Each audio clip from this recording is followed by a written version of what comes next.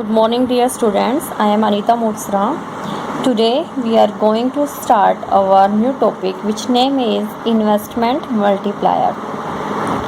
So, what is investment multiplier और investment multiplier को हम कैसे measure करते हैं? इन्वेस्टमेंट मल्टीप्लायर से क्या है समझते हो आप?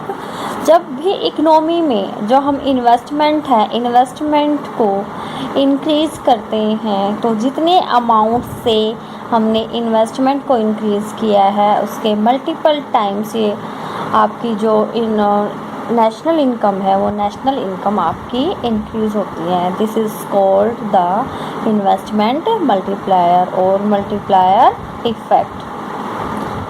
फॉर एग्ज़ाम्पल मीन्स अगर आपने आपने इन्वेस्टमेंट को 100 करोड़ रुपीस से इंक्रीज़ किया है फॉर द सेशन 2020-21, देन जो आपकी जो इनकम है, अगर मान लो हमारी मल्टीप्लायर की वैल्यू 3 है, तो जो हमारी इनकम है वो आपकी 300 करोड़ से इंक्रीज़ होगी. ये आपको शो करता है इन्वेस्टमेंट मल्टीप्लायर.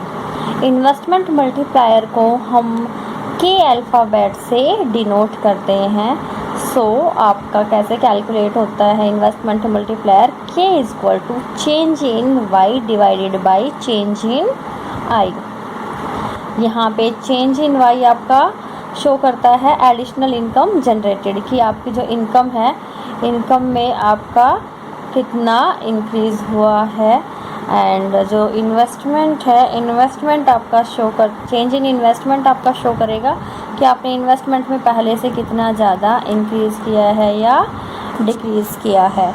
इन्वेस्टमेंट मल्टीप्लायर के कंसेप्ट को हम एक न्यूमेरिकल क्वेश्चन की हेल्प से समझते हैं.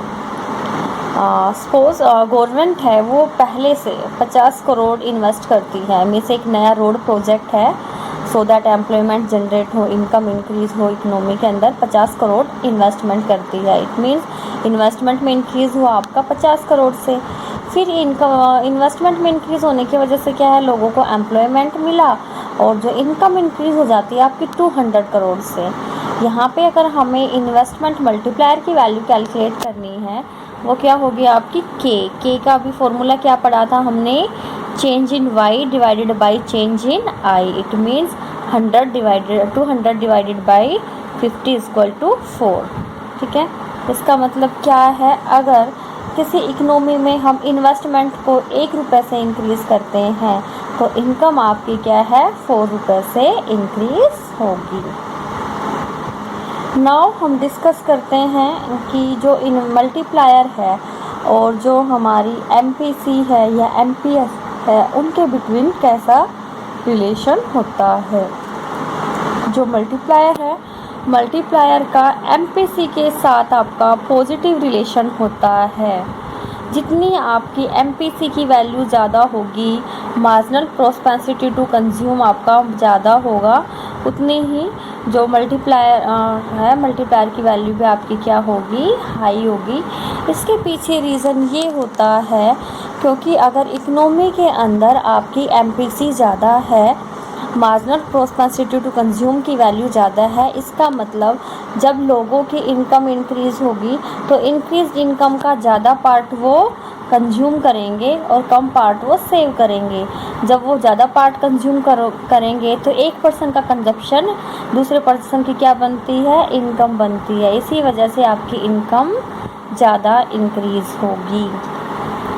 जबकि जो हमारा MPS है, MPS के साथ में के का नेगेटिव रिलेशन होता है.